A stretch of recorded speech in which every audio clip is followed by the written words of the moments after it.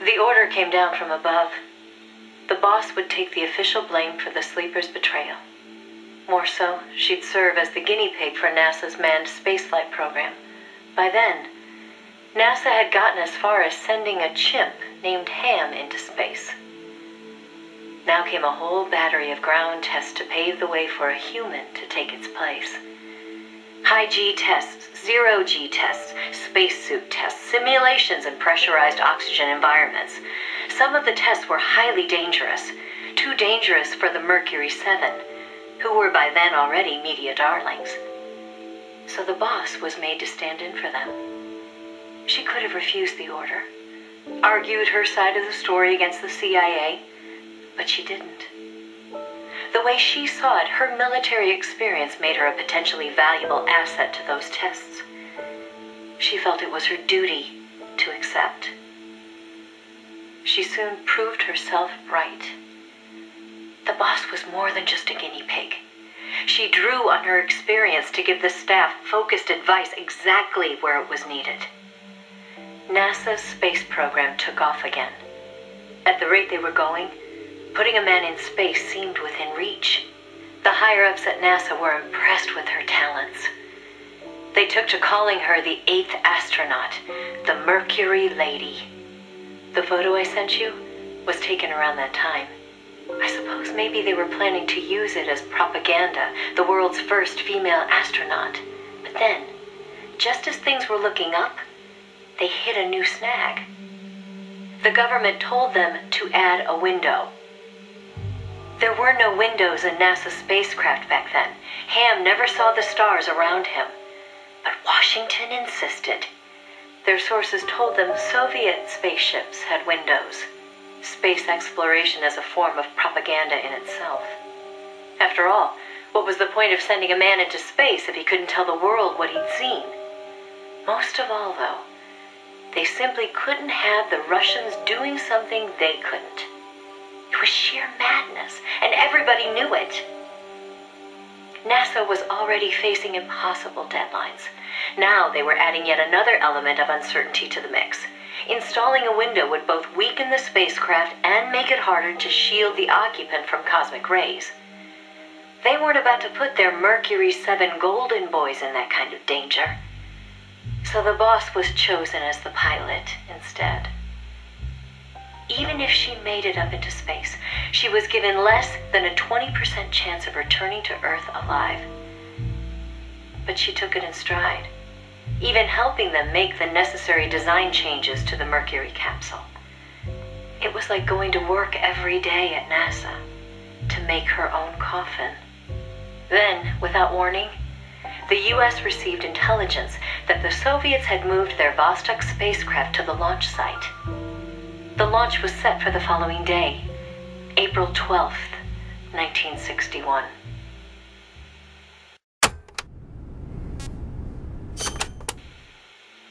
America couldn't let the Soviets beat them with Vostok.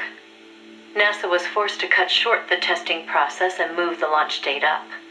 They pulled out all the stops to get it scheduled for the earliest hours of the next day.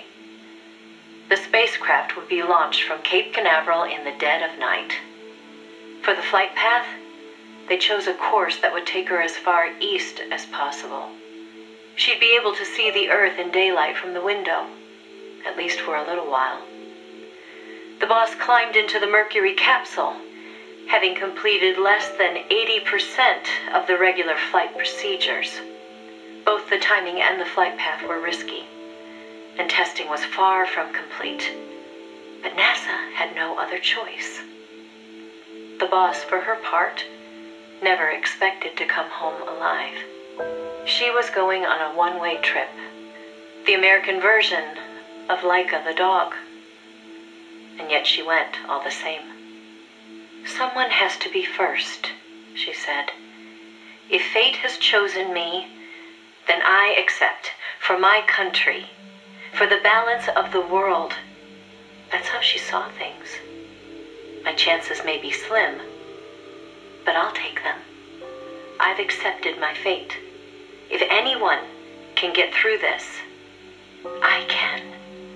Then, on April 12th at 1:30 in the morning, the boss entered space. It was nothing short of a miracle. First, that she'd made it in an incomplete spacecraft.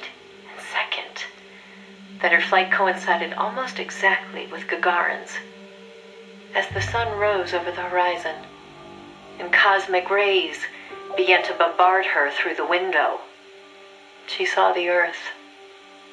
I think you've heard the story before. It was a world without borders, a perfect jewel. All nations, all ideologies. They seemed so far away. It almost made her laugh, knowing that they'd risked so much to beat the Soviets by a few short minutes. If she'd seen Vostok from her window, she probably would have waved. But the two spacecraft were destined for very different fates. Gagarin circled the Earth and returned to the Soviet Union, safe and sound. The Mercury capsule, on the other hand, deviated from its planned re-entry angle. The addition of a window had thrown the capsule's aerodynamics off balance. The boss's coffin veered wildly off course and began to plunge earthward.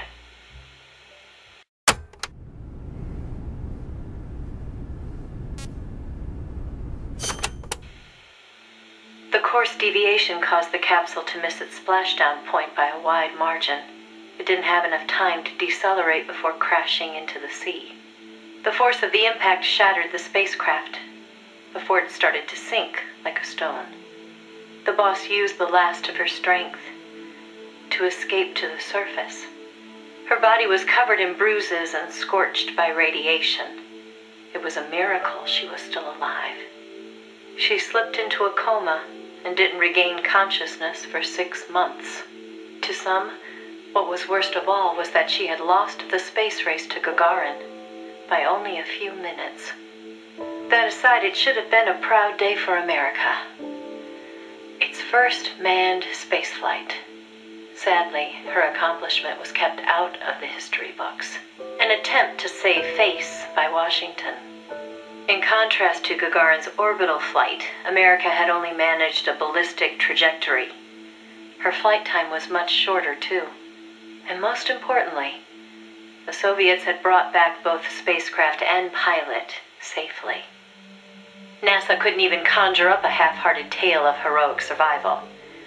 The coup de grace, though, was the Soviet propaganda campaign that kicked into gear after the flight. The Earth was blue. Those were the words of Gagarin on his return, and the whole world was listening. In the blink of an eye, Gagarin was an international celebrity, earning accolades from every corner. It was a PR coup for the Soviet Union. Meanwhile, Washington could only grit its teeth in silence. They decided there was no value in making the boss's flight public, that it would only make matters worse. So they buried it instead, labeling it a dark mission.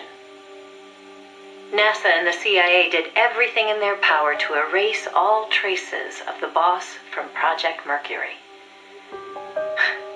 The result was the photo you see before you.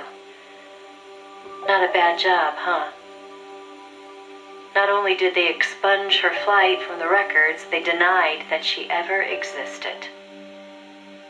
And that wasn't the end of it. As an alibi, the military claimed she'd taken part in the CIA's botched Bay of Pigs plot to take back Cuba. And when the boss was finally well enough to return to service, they wouldn't take her back. She was forced to go underground. In the public eye, the boss was still a hero of World War II. In reality, though, she was anything but that. She was a non-person, fit only for the blackest of black ops. In effect, she may as well have been dead. Gagarin went on a worldwide tour in front of millions of adoring fans. The boss, meanwhile, was a walking secret, unable to breathe a word about her experience. The authorities in Washington had this to say: "Why are you still here? If only you'd had the decency to give us a nice quote like Gagarin and then die an honorable death, you'd have gone down as a hero. 3 weeks later, on May 5th, Alan Shepard, one of the Mercury 7, made his own ballistic flight. They sure didn't try to cover up his achievement. Of course, he owed his success to the lessons learned from the boss's tragedy.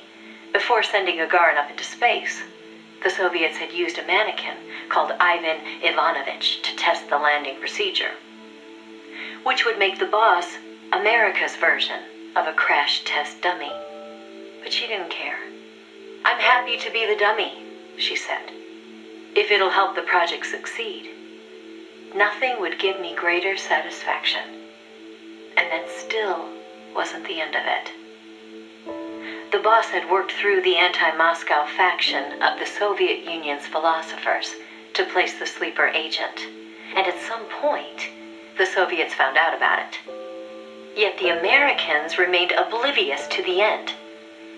Even the philosopher network the boss plugged into never tipped them off to the double cross. That could only mean one of two things. Either the pro-Moscow philosophers had intervened, or the anti-Moscow philosophers had been turned. Either way, it was a situation their American counterparts couldn't stand. To preserve the philosopher's good name, and to repay her debt, so to speak, the boss once again made her way into the Soviet Union. There, she found herself face to face with the Soviets' own agent.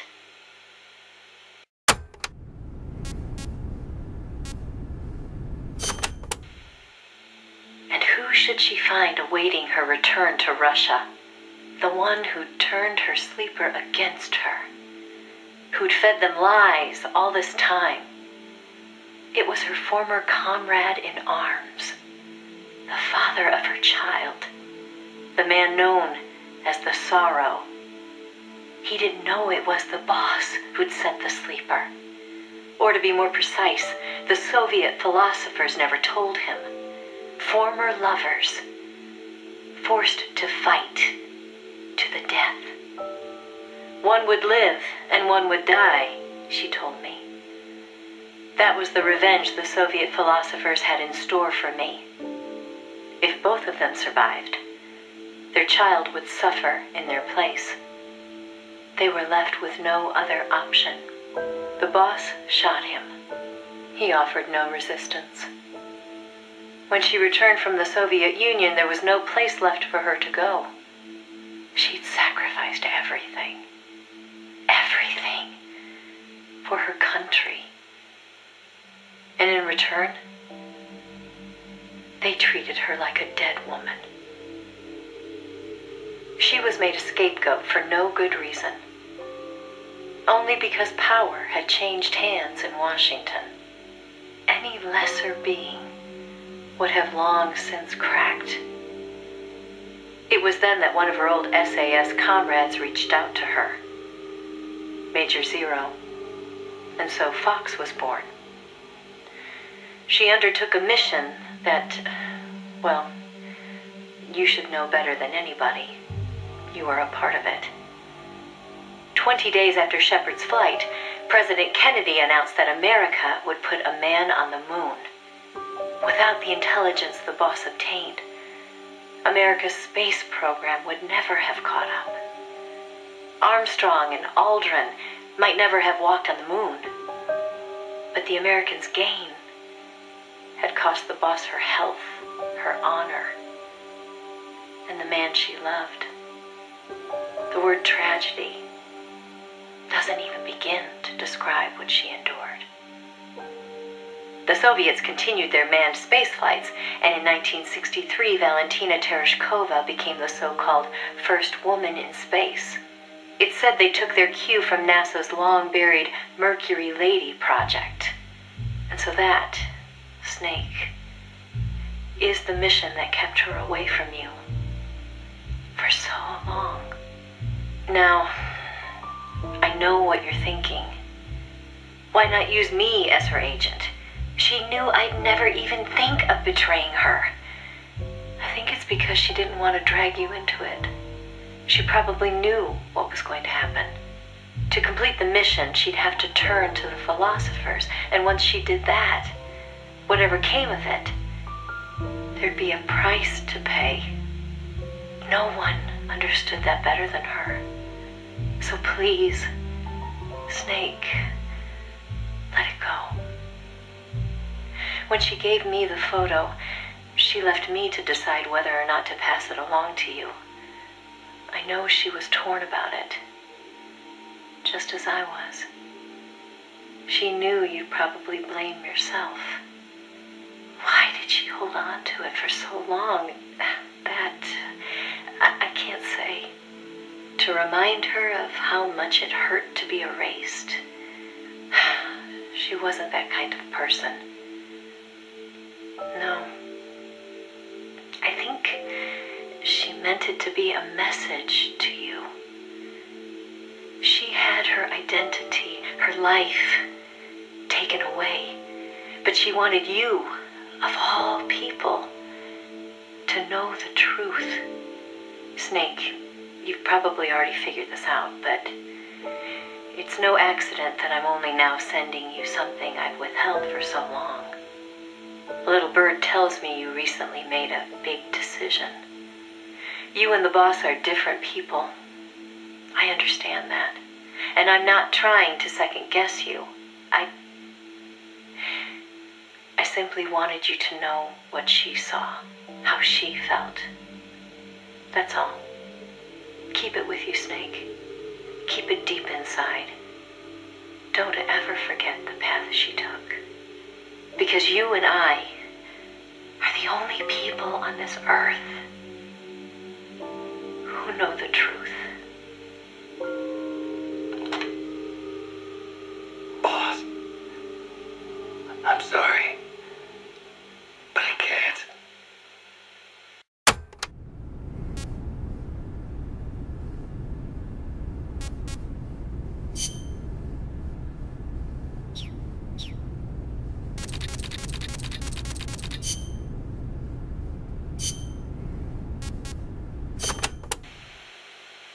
By the way, Kaz, who do you think's our queen bee? Good question. I was thinking maybe Poss.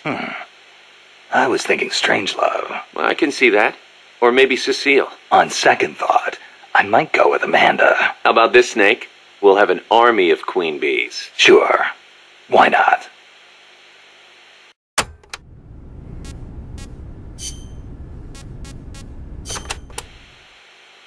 You know, Snake, you're right. As long as we're soldiers without borders, we're going to be a target. We need our own deterrent. Yeah, we're going to be stepping into a lot of different conflicts as we roam the world, each one unique, and with its own set of geography, ideologies, and politics. If we're going to intervene in those kinds of situations, we need the threat of a Metal Gear. Unless we want to end up like Che Guevara did in Bolivia. Well said. Our army without borders doesn't have a land to call home. We're nomads, wanderers. What we need now is a sheepdog to guard our flock. Right. Maybe it's not the way the boss would have gone about it, but there are places in this world that need us, and soldiers that need MSF. And as long as we're needed, we'll keep on moving. Ours is a journey that never ends. We're the real Peace Walkers.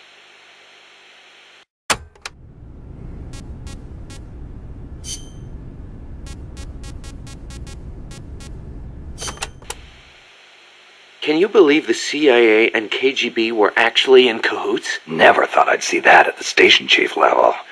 But I'd heard stories of operatives in the field being on friendly terms. Seriously? Most espionage takes place in political hotspots, as you'd expect. But there aren't that many of those kinds of places, especially in a small country. Hang around long enough, and you're bound to run into fellow spies.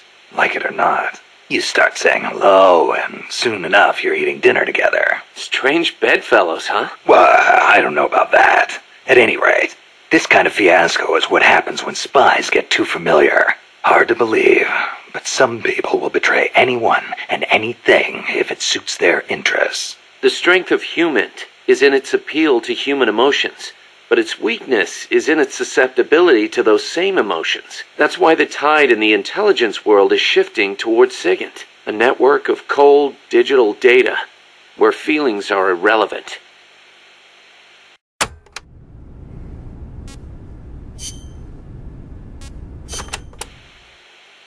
Hey Snake, I've been thinking.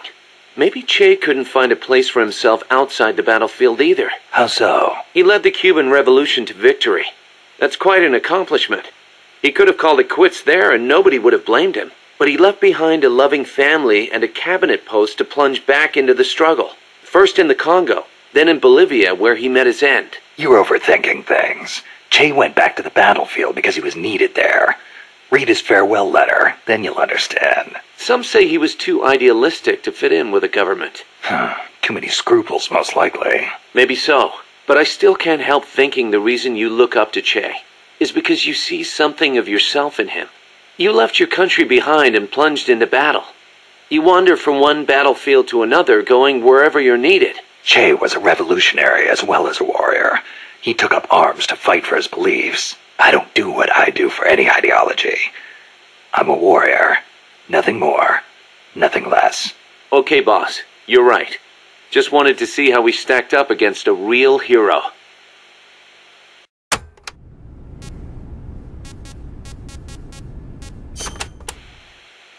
What's wrong, Kaz? You sound beat. Yeah, the problems never seem to end around here. You should take a break. Share a cup of mate with the other guys. It'll give you a chance to connect with them. I wonder if Che and his men ever sat around and drank mate. I bet they did. Che was famous for his love of the stuff. Oh, man, whoever thought of this was a genius. You can put it in a gourd and carry it around, and there's a special straw with a filter attached so you can drink it any time. That's not all. It's full of essential vitamins and minerals, too. Nice to have in a guerrilla war when food is short. Yeah. Wish I had a chance to share some with the blonde Parisienne when I was out hiking. Well, how do you know about that? It takes a thief. Or should I say it takes a snake to know one. Snake.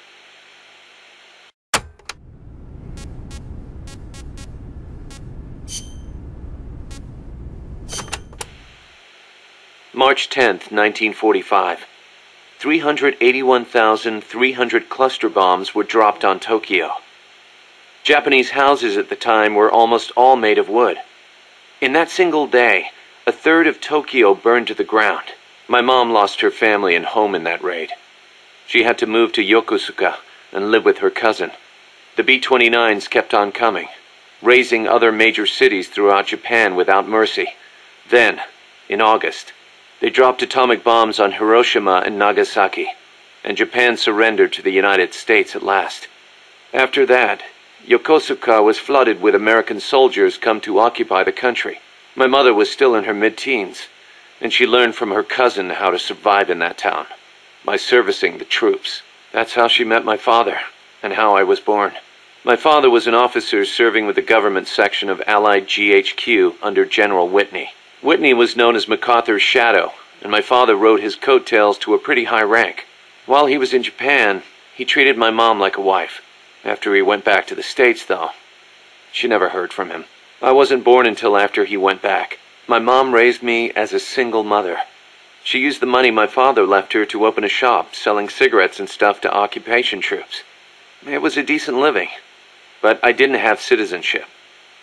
They're working to change the law now, but back then if your father was unknown, you couldn't get onto the Japanese family register. And in Japan, that means you can't be Japanese. So as I watched the American soldiers around town, I said to myself, I'm a son of America, the victor. My hair and eyes were different from the skinny, downtrodden Japanese around me.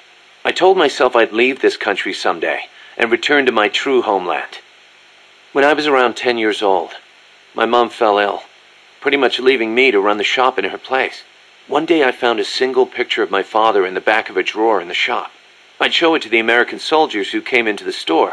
A few years went by before one of them told me who he was. I know him, that's Miller. I started asking other guys, do you know where Miller is now? Can anybody tell me where Colonel Miller is now? Turns out he'd left the service and was making a living as an instructor for soldiers in Virginia. It was one of his students who finally told me that. I wrote him a letter in English. I'm your son. I want to go to the United States. Day after day I waited. Then just when I was about to give up, the post office delivered my future to the door. My father sent me some money. I thought my dream was going to come true. I was only thinking of myself. So I went to my bedridden mother and convinced her to let me go. My father arranged for a car to pick me up. It was jet black. When the neighborhood kids who'd always made fun of my hair saw it, their jaws practically hit the ground. I put my mom in a hospital and went on my own to America. When I met my father for the first time, he was living alone in a big house. He told me he'd lost his son, his American son, in Vietnam. He showed me a picture of my older brother. I guess that and his divorce left my father feeling lonely, which is probably why he finally took an interest in me. He'd retired from teaching. He was stooped over, could hardly walk, but he gave me two things: the name Miller and money for school. I used it to learn English and then go to college. America was exhausted from years of fighting in Vietnam. They were waging war in a foreign land, while at home, people were screaming for peace. Right after I graduated, I went back to Japan, alone. My father refused to see my mom. It was the first time I'd seen her in years, and she wouldn't even look at me. At first, I thought she was mad at me, but that wasn't it. Disease had taken her mind. A disease she got while she was young and desperate. She didn't even know who I was. I said, "Mom, it's me, Kazuhira." As I spoke, the sound of my own voice rang in my ears. Katsuhira, the name my mom gave me. It means peace in Japanese. I was Japanese. At least, I was the son of this tiny Japanese woman. It was then, for the first time, that I understood the reason, the emotion that inspired my mother to give me that name. She'd watched her hometown and family go up in flames. Her body and her mind were ravaged by war. And yet she chose to have a child named Peace, with a man who was once her enemy. Japan lost the war.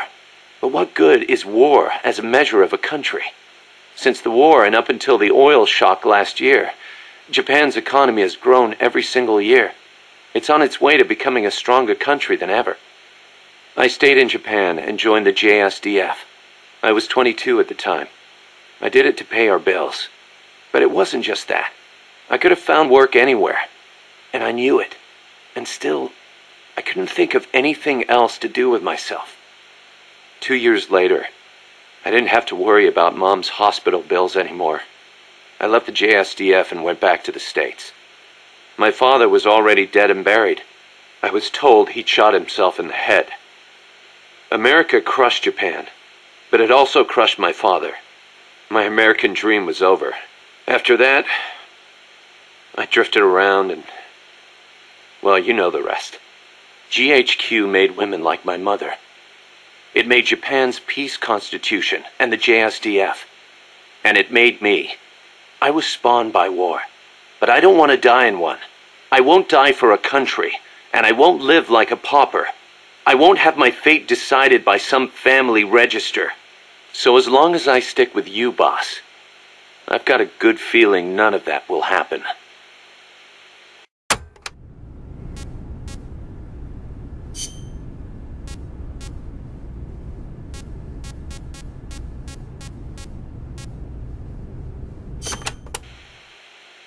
The sneaking suit is a specialized uniform for stealth missions.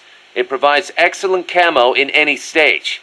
Even better, you won't make a sound when you walk. Ooh, so I won't need to tiptoe all the time. And to top it off, it also makes your wounds heal faster. The fabric exerts just the right amount of pressure on your body to help stop bleeding. Huh. Not a bad little trick.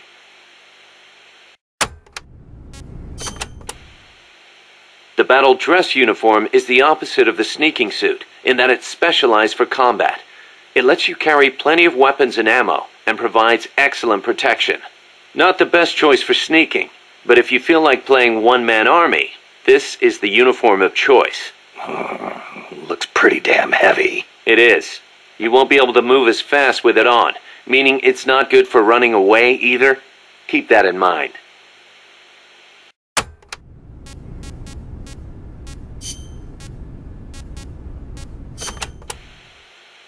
Snake, the R&D team came up with something new. What's this? It's a cardboard tank. It's got enough room for 2 people, same as any other cardboard box. Apparently the guy in front drives, and the guy in back is the gunner. Hold on, Kaz. Who the hell came up with this thing? I'm sorry, boss. He meant well, I swear. I know it's nowhere as good as a real tank, but still. It's brilliant! Huh? The perfect synthesis of stealth and attack power. Compact, elegant design. The finest example of a weapon I've ever seen. Seriously, Kaz, I need to meet the guy who made this. I want to shake his hand. You serious? Snake, look at it. It's a masterpiece, in every sense of the word. You don't agree? No, What is that? A tank? I like it. Boss? I hate tanks, but this one I think I could get used to. I love that it's a zero-emissions vehicle.